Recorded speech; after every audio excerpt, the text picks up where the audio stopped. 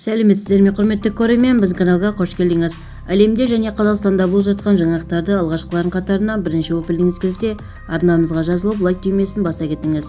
Боран, көктайғақ, тұман. 26-27 қаңтарға ауа райы болжамы жарияланды. Қазгидромет РМК 26-27 қаңтарға ауа райы болжамын жариялады. Қазгидромет РМК 26-27 қаңтарға ауа райы болжамын жариялады деп хабарлайды айқын.kz. Қазақстанның басым бөлігі оңтүстік циклон мен атмосфералық фронттардың билігінде болады. Соның әсерінен қатты жауын-шашын күтіледі. Солтүстік өңірлерде қар түрінде, оңтүстік өңірлерде ылғалды қар мен жаңбыр түрінде, боран мен жел күшейеді. Оңтүстіктің таулы аймақтарында қалың қар, көктайғақ, тұман күтіледі. Республиканың батыс жартысында ғана батыс антициклоны басым болуынан ашық, аязды ауа райы сақталады. Елдің басым бөлігінде температуралық фонда елеулі өзгерістер болжанбайды.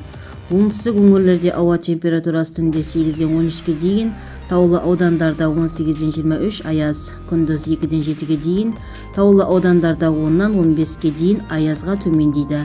Толығырақ төмендегі сайтымыздан көре аласыздар. Егерде біздің видео ұнаса, подписаться және бір ғана лайк түймесін бас көтерулеріңізді сұраймыз.